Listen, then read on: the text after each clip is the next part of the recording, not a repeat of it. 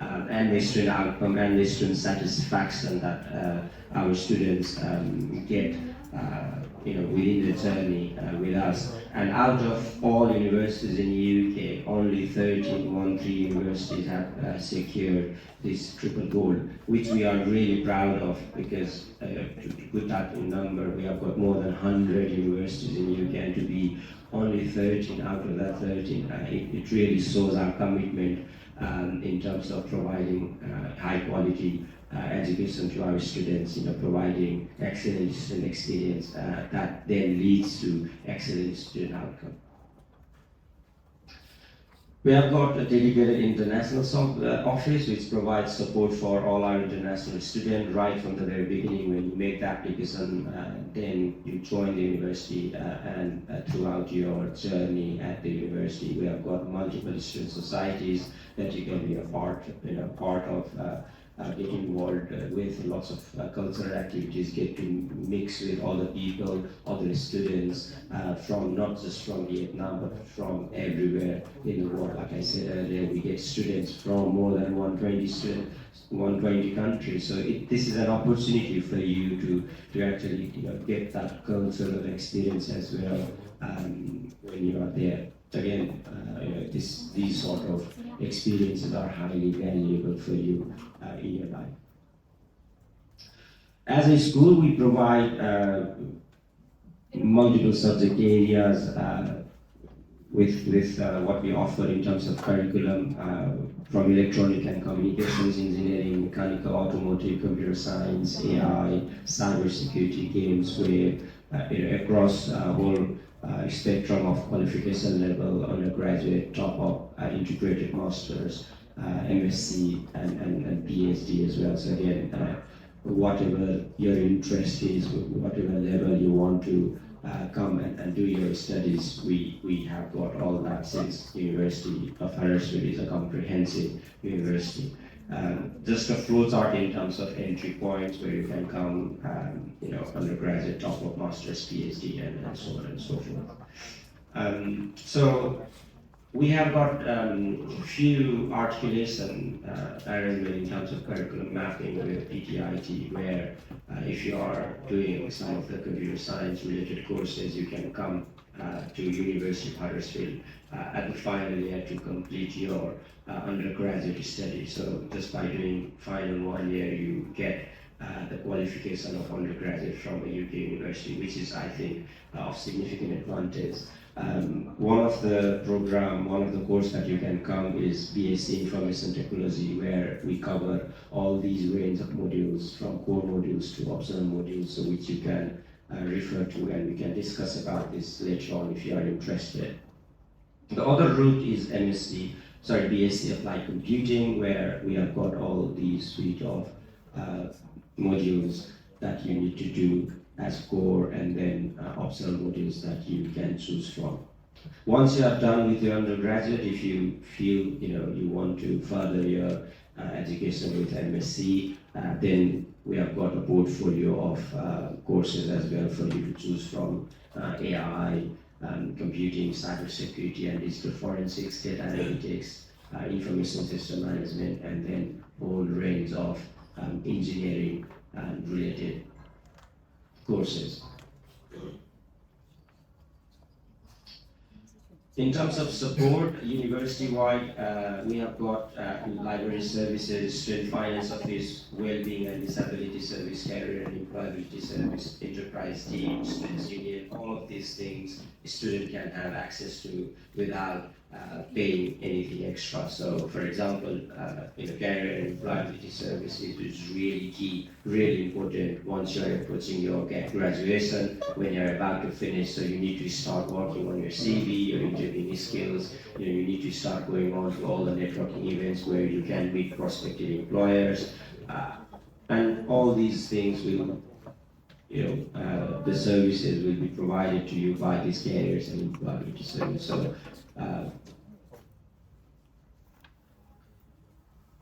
So that's really helpful. From a school point of view, you will be provided with personalized support when you join the School of Computing and Engineering, if that's something that you were to do. From personal academic tutors who are there to help with most of your queries during your time at the university and to discuss about your academic progress. They are there to direct you to appropriate support services, for example, the services that I showed you earlier, because you may not be aware of all the things that are available as services for students within the university. We make sure that any personal problem that you might have is also, there is some solution to that. I mean, you might be struggling because you are away from home in terms of being homesick, or you are really struggling to find, right way to manage your time. You are finding it difficult in terms of academic writing. So all these things will be, so support will be provided for all these things for you. So again, it's not only about going into the lectures and sitting in front of the lecture hall and then only listening to the lecture. It's not like that. It's about all-round experience that we try to provide within the university. So that's slightly kind of off topic in terms of what we have got in hand. That was a quick overview of myself and the University of Huddersfield. So this is more like a sales pitch for the university if you were ever interested, because I think you need to be aware where I come from. So that provides some context, right? So that was a quick overview of the university. So now let's come back to the topic in hand. So what we have got here is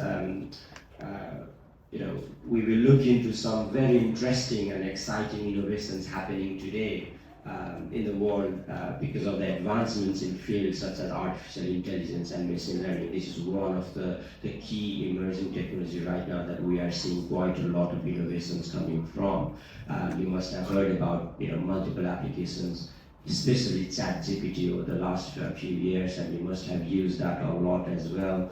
I'm not sure how helpful you find or your opinion on that, but I'm sure you know other applications of artificial intelligence. So again, this is something, a technology that is cross-cutting through many different areas and sectors. So it's just not one area that AI and machine learning is being used for. So we look into some of the innovation happening in industry, multiple industry, and how AI and machine learning are applied in those contexts. Okay, so let's get started. The first one I want to show you is the innovation happening in automobile industry, and I'm sure you have heard and seen, all the news and so on about Tesla self-driving car and other companies self-driving car as well. This is again the paradigm that we're talking about is for autonomous vehicles. So basically, automobiles that are like robots. Okay. So as of January 2023, Tesla has released their enhanced autopilot and full self-driving features in their car. So they have provided these as advanced driver assistance system that reduces the workload of a driver and hopefully provides more safety and convenience. Right now, because of the infrastructure limitations and regulations, adopting autonomous vehicle in a full scale still not possible. For example, we do not have any self-driving car on the road for now, because that needs significant improvement and changes in the infrastructure that we currently have.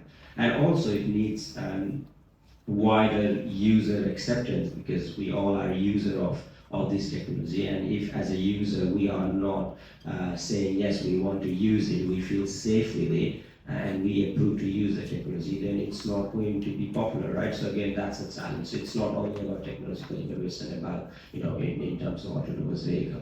Some of the features that we see in these self-driving cars is lane centering, auto steering, keeping the car in the center of the lane, even if it's a tighter junction, tighter lanes or roads or complex roads when the vehicle is coming from the other side as well, and then a whole lot of other scenarios. Traffic aware cruise control, where the vehicle automatically adjusts the vehicle speed maintaining safe distance with the vehicle in front, or if it senses or if it gets the information that there is a congestion in a bit further ahead, then it adjusts that speed as well, so that it's within that safety requirement. Automatic lane changes as well to go on to the faster lane or to the safer lane, and also self parking. So all these are some example of what are the different features that will be there in these self-driving vehicles. But the vision is to have cars that will drive itself without the need of active driver, without the need of us driving. There will not even be steering wheel, for example, anymore in the future. So that's the future that we are looking at.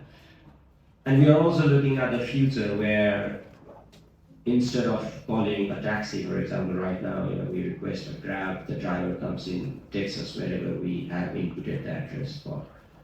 We are looking at a future where there will be robo-taxis, and this is what Elon Musk from Tesla keeps on talking about. There will be a fleet of robo-taxis, all autonomous, driving itself. It gets the request, the server, the central, will then send this car, this robo-taxi to pick you up and then drop you.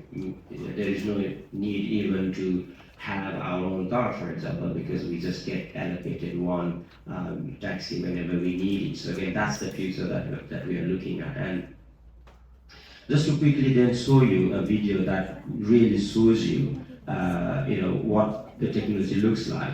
So this is one of a user uploaded video of a self-driving Tesla car, and you can see the car is driving itself in a very narrow country lane. There are other hazards like other vehicles parked on the side. There are vehicles coming from the opposite side. There are pedestrian crossing. There are pedestrian crossing the road actively. So again, this is a very typical busy-looking city traffic, right?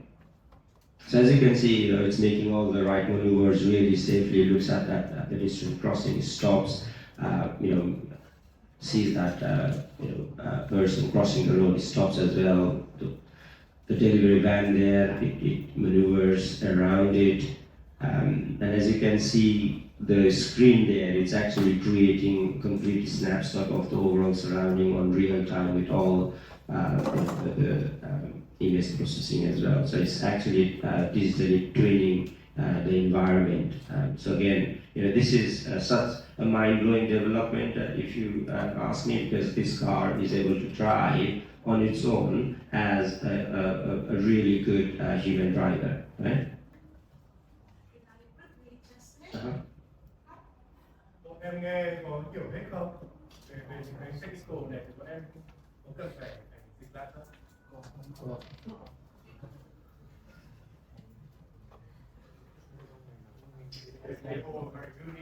Okay, that's brilliant. My English is not very good, so.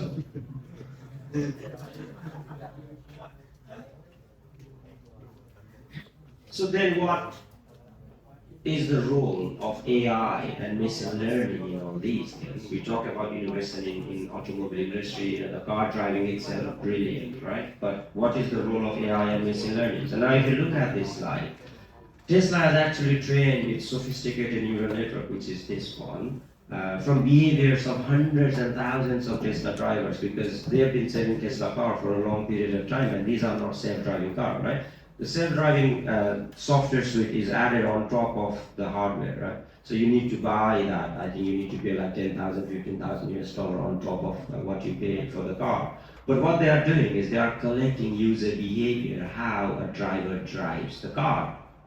And there are hundreds and thousands of drivers, and they have collected massive amount of data that human driver is driving under different circumstances, different roads. So far, Tesla has this neural network. Tesla, they have trained trained itself with more than 3 billion miles of the drive, whatever the drivers have driven the car, 3 billion miles of the journey they have recorded as data. So now if you think about that 3 billion miles, it must have like almost all the permutation combination of the various scenarios that any car will ever encounter, right? Almost always. So now, it's even if it's that, it actually then trains the neural network to find anything outside, whatever combination may not have occurred, what might occur. So now the car is able to make that decision. This is where the self-driving comes into play. So that massive collection of data by Tesla is now empowering their neural network training, and they are optimizing their algorithm all the time. And hence, this sophisticated neural network that is deduced from these hundreds of thousands of Tesla drivers. This is what is empowering, this driverless car revolution. They have got their own computer chip design, which is available on all of the car. The car that we saw that was driving, and we saw that screen in the middle, right? That had all the imaging of the surrounding, the cars, real time. So they have got 8 cameras mounted at different places in the car, which is continuously recording everything around it to create that image, that vision processing system. So they continuously input the videos, and then they train the neural network alongside the behavior of the driver, how they maneuver in that particular circumstance. So all that data is then fed on to the neural network to then come up with a situation where there is, in that driverless situation, the car needs to maneuver and make a decision. So that decision making is coming from all that data. Okay. So that was the revolution in the automobile and innovation in that automobile sector. Again, this is something that's currently happening, and the future is important. And probably in 10 years' time, or even less, we will see these driverless cars on the road, autonomous vehicles on the road. That will be wonderful, isn't it? So now, moving on to a different sector, the autonomous vehicle, the driverless car, was there for convenience. Yes, it was also there to increase the road safety and ultimately save lives as well. But let's come back to a different sector of medicine and healthcare, where we need to implement technology. We need to employ technology to save lives. I think that's really important, isn't it? If we can save human lives by employing, by the use of technology, then I think that's a win for everyone. And this particular example caught my eye. When I was reading BBC website, it was reported that this particular girl, Elisa, 12-year-old Elisa, was suffering from incurable leukemia, blood cancer. Okay, so she's gone through multiple dozens of therapies and treatments, and every time the cancer will come back. So, of course, it was not an ideal situation for this little girl. And the hospital, they did, in London, they did a base-edited, they edited the genome of this 12-year-old girl, and this is basically part of the base editing treatment. After that was done, she was still cancer-free 7 months later, so again, that's excellent development. The base editing allowed scientists to zoom into a precise part of a genetic code and alter its molecular structure. Now, what this means is basically human being is playing God. We are looking at the DNA, for example, and then if there is something wrong with that DNA structure at the molecular level, we find what's wrong, and then what segment it's wrong, something is wrong, that is causing that cancer or that disease, and then we chop it off, right? So we are repairing at that level. This is called base editing, and that genetic manipulation, what it does is it redirects the immune system to fight against the cancerous cell, because human body is highly capable to protect itself in terms of fighting against these diseases and so on. But sometimes this cancerous cell overwhelms the immune system, and then the immune system does not know what to do. Okay, so this particular research was quite exciting and amazing breakthrough in medical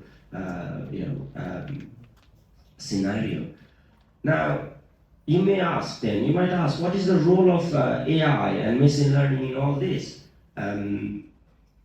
What researchers did was they used AI and machine learning to study the entire set of genomics within that individual and analyze patterns and irregularities of DNA sequences a lot faster, cheaper, and much more accurate. Think about all this huge data set that is part of this genomics of that particular individual. It will be impossible to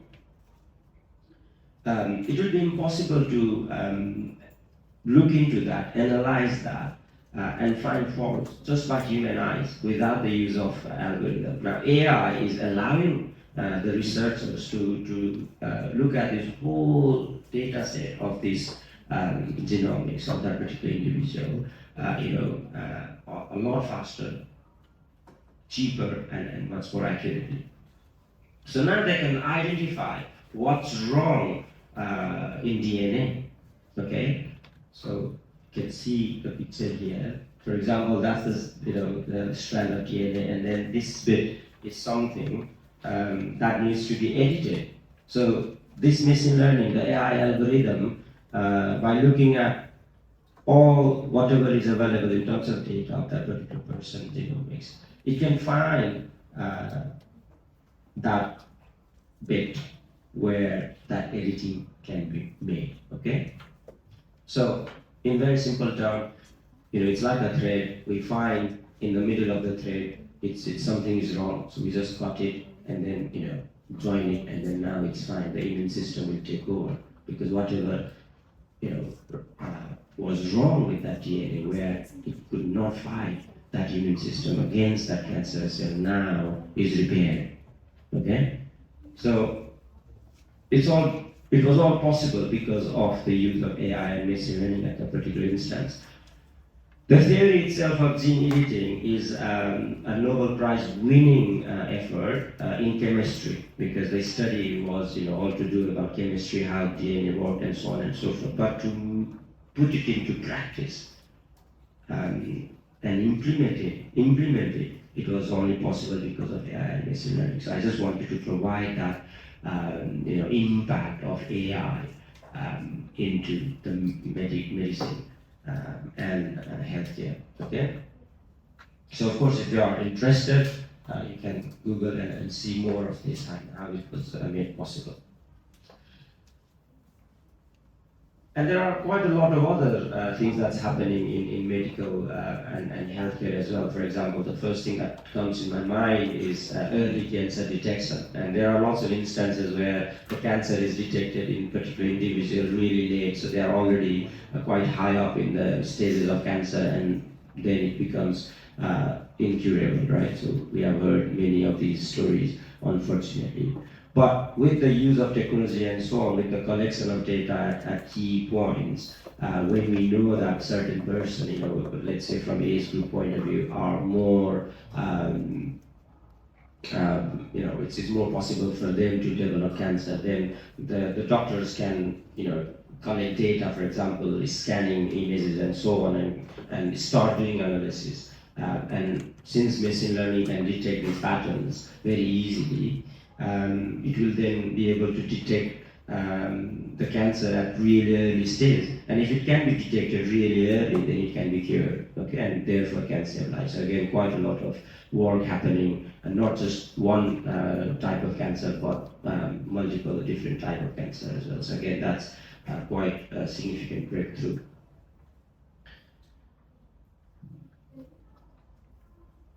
So yeah, it's a bit more on the gene editing, which I'm going to skip. I think I've passed on the message. Well, Let's move on to the innovation in robotics and automation. We talked about robot taxis. Now that was, some example, a loose example of robotics as well. If cars are moving around on their own, making decision, then it can also be classed as robot. But if you look into robots that we can imagine what we see in movies and so on, there are quite a lot of innovation happening in this sector as well. The first one here, this is a surgical robot, and a highly surgical precision with increased range of motion for the surgeon, doing surgery there. The Boston Dynamics dog robot designed for home, office, and playground. It can sense obstacles and lift packages, for example. The Agility Robotics. This is designed to carry out complex tasks in risky environments, such as to rescue lives, take care of people in the home, especially elderlies. This one, Walt Disney's Tronic. It was made for entertainment purpose and it can do aerial flips, twists, and other activities. This one, Hanson Robotics Sophia, and it's considered the most advanced human robot that can make 50 different facial expressions like human can do. Okay, and this robot is used for research, education, and entertainment purposes. And she acts as an ambassador for robots, and she actually travels all around the world, talking about robots and importance of robots and so on and so forth. And interestingly, she also has got citizenship of Saudi Arabia. So again, quite a lot of innovation happening in robotics, and we see in warehouse like what Amazon has and so on. Quite a lot of robots are actually doing all the manual job of going into a particular location, of picking up a product, packaging them, and then putting it onto the delivery supply chain. So again, a lot of automation happening because of machine learning and AI algorithms. Of course, the hardware, the necessary supporting hardware needs to be there. This is where the robotics comes in. Now, some fun fact. Did you know in the FIFA World Cup 2022 there was an AI referee? Okay, how controversial it is when the ref calls for offside, right? And even if they have the VI and so on, it's really tight. Okay, it's always controversial, right? And during that World Cup, 12 cameras were tracking the players while there were sensors embedded in the ball, and it was continuously tracking the ball's location together with the players. So the ball location is always real-time localized, and also for the ball and the player. So when the offside player touches the ball, then the AI will make a decision saying, now this is offside, and that will be then reported to the human official. So that was the first trial, and I'm sure the technology is going to be better and better. So just kind of a fun fact where AI is being applied to not just like the automation and robotics and healthcare and the Tesla cars and so on, but also interesting applications like this. Some more example where AI are almost embedded with our day-to-day life. I'm sure social media websites, social networking websites like Facebook or any other you use every day. Facebook uses deep learning techniques, algorithms to analyze the text and images that you upload onto their system. It uses Facebook's deep face for image analysis. It immediately recognizes the face that you have uploaded, for example, the photo that you have uploaded of yourself or your friends, and it tags whoever is on the photo. If somebody that you have uploaded is not on your friends list, it already knows that person because that person will have uploaded a lot of pictures themselves, so then it sends the automated friends request. The other thing that Facebook is also doing is deep text analysis, and it reads the text on the status update and the comments made on the post or friends post and all the social interaction, And then it also intelligently analyzes the text to determine your mental state, emotions, and intelligence as well. Now, of course, we can discuss about the pros and cons and morality of this and privacy and other aspects. But one of the applications is Facebook. With the use of that algorithm, depending on how a user is interacting with particular, their platform, they can see the change in pattern of behavior. For example, before the status updates, the interaction with other posts was normal. Now there are posts and interaction happening in slightly different way, and it is grading probably day by day. So it actually then starts to predict depression on somebody, mental health deterioration on somebody, and also the suicidal thoughts that is generating in someone. So again, it is actually detecting that mental health aspect and alerting people who can help that particular individual. So again, from application point of view, just focus on what we can achieve with this. I think it will help us save lives, apart from all other discussions around privacy and other things. So one more example of how AI and machine learning is embedded within our daily life, and we probably ignore it, we not aware of it, or even if we are aware of it, we do not think about it. The spam classifier. As of January 2022, the 350 billion emails are sent every day.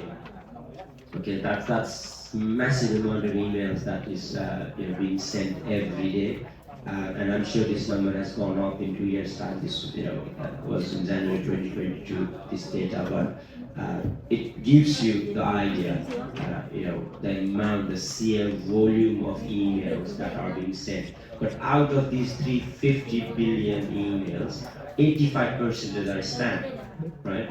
Now, if there is no method to classify if an email is spam or not, then we'll be overwhelmed by the amount of emails that we'll receive, right? Without this spam classifier, the email is dead. Nobody is going to use it. It's not usable, right? So this algorithm, AI algorithms, will help the system, the servers, to classify emails if they are spam or not. So again, something called supervised learning algorithm will help to do that. It will analyze the keywords, it will analyze the domain that it is coming from, the IP address and misspelled words, jumbled up letters and so on. And most of these spam emails are there to provide. Some are a bit annoying, many are not dangerous. Some are just trying to sell the products and services, but we also regularly get the phishing emails that are trying to, steal our personal information, our banking information, for example, credit card details, and so on and so forth. We hear a lot of phishing attempts that successfully actually happen, unfortunately, to steal data and money from users. Yeah, so I'm sure you have heard. So all these things, the use of machine learning and artificial intelligence to do that classification becomes really, really important. If the email, if the email has to be useful for us.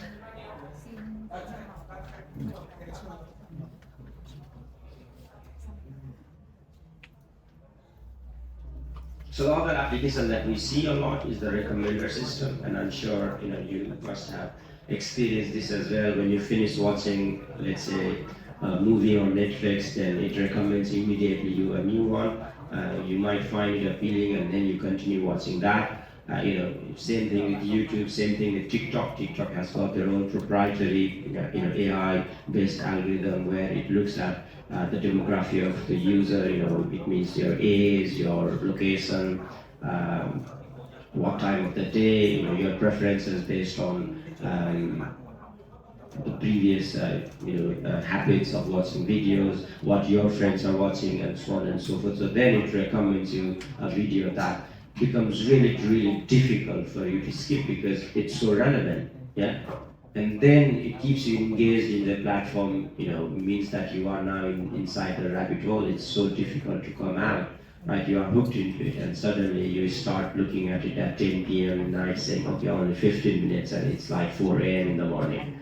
So this is what these companies are doing. Amazon and others online shopping, they will do the same. You buy a product or you go onto their website, they will just put a product that looks really, really appealing for you to buy, because it's learning from not just your behavior but people similar to you, their behavior as well, and then making that decision, thinking that, okay, if I put this in front of this person, it is highly likely that they will buy it. So all this recommender system is being used.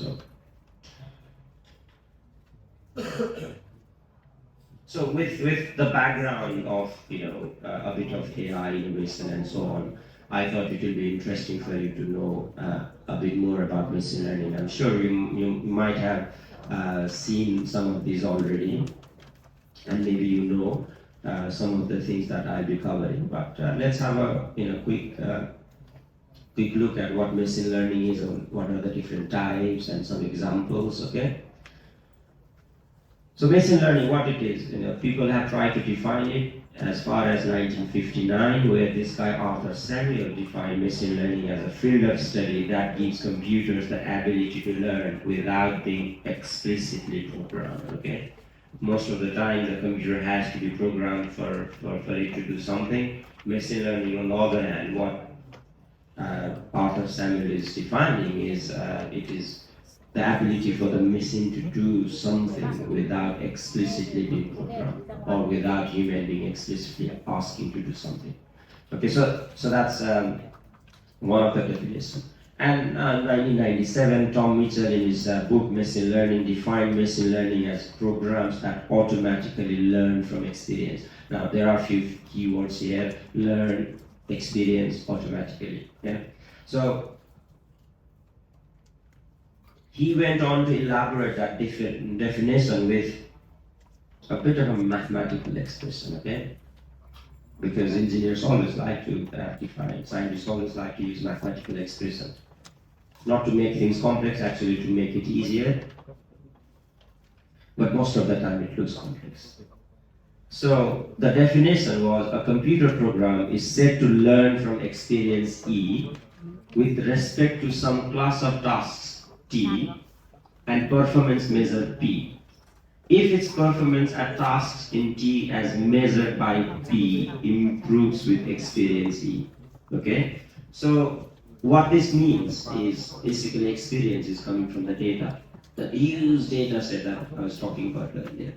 And with that, it will learn, it will get that experience to perform a particular task, which is the output, right? To say that if the email is spam or not, it needs to have all the data from before, where it knows that a particular email is spam and a particular email is not spam. So it needs to have all that data. It needs to go through that experience itself for it to do a particular task. The other thing is, we cannot only say that the job was done better if we are engineers or scientists. We need to say, we need to be able to quantify it, right? What does better mean? Better means nothing. We need to say by 90% efficiency or 95% or whatever that performance measure is, and that P becomes very important in this definition as well. I hope that makes sense. There are two types of machine learning. One is supervised and other one unsupervised. I think we saw some example of supervised before. So in supervised learning, we will be predicting next value based on past data. Okay? And in the unsupervised learning, we are identifying patterns in data and classifying data clusters. Okay?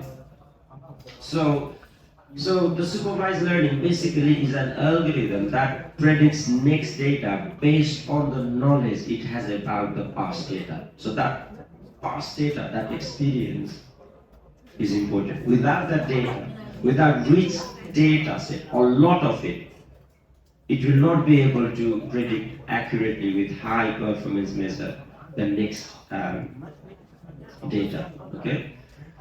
While in unsupervised learning, the algorithm does not have knowledge of the past data, and or at least does not have the knowledge of the output, because there is only data that is scattered without any indication of the output, okay? So just by looking at whatever data we have got, this jumbled up data, we are trying to find any pattern that might emerge out of it. So that identifying pattern and classifying into data cluster is what this unsupervised learning do. And of course, there are combination of these unsupervised learning and supervised learning and reinforcement learning and so on. But these two are the fundamental, okay, very key.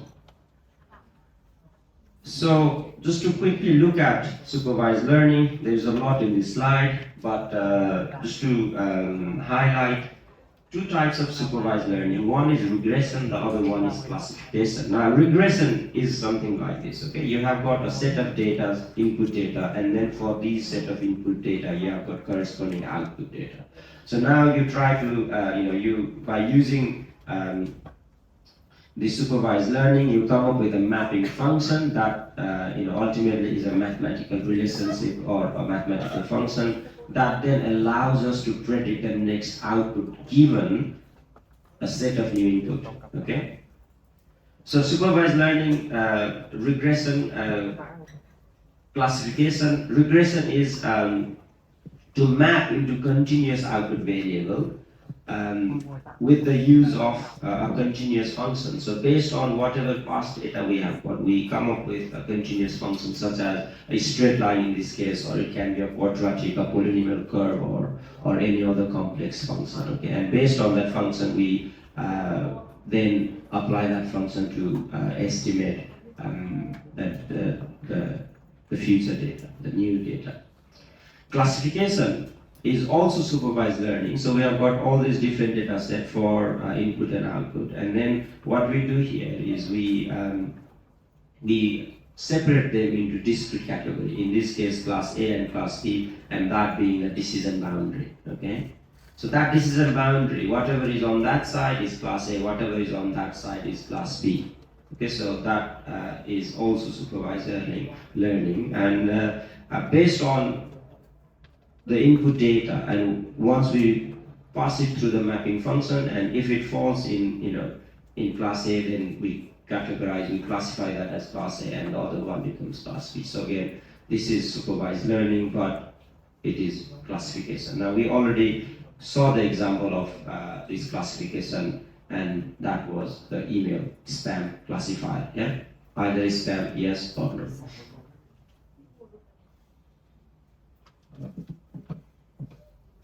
So some example of supervised learning. This is a data that is of the sold houses in one area in last 1 year. So showing sold prices in 1000s here, and then areas in square feet. And we're trying to then estimate if I've got a house that is 1250 square feet, which is here, what is the selling price for my house, okay, based on all the data that we have got from last 1 year. So in this case, the mapping function can be this straight line. Okay, this is the function that it's more like a curve fitting exercise. And AI is a sophisticated curve fitting this regression. So it can be a straight line, and then for that 1250, the predicted price can be somewhere in the region of 250. Okay, so this is based on the previous data, and then for the new data, it is giving us the new output, and that mapping is where the AI training was done. Now, the more data you have, the better mapping function you will get. So in terms of the definition with that experience E, task T, evaluation P, this is what it will look like. Okay, so I mean you can have a quick look, but that performance becomes the probability of correctly predicting the sell price when you have. So if it's 90%, 95% accurate in terms of whatever we are predicting, then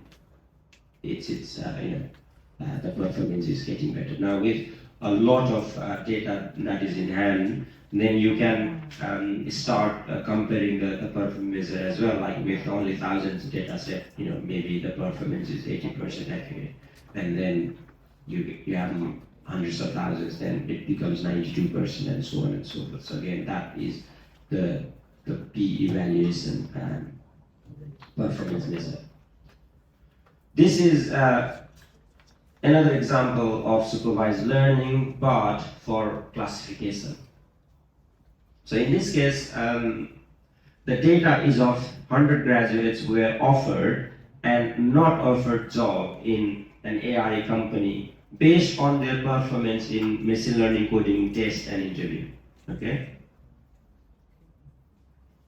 So to start this process, a supervised learning is given this labeled data set, 2 scores of previous candidates alongside with their final corresponding outcome, okay? And whether they were offered the job or not. And the algorithm needs to correctly learn the relationship given the input and output data set and come up with a mapping function or a decision boundary that's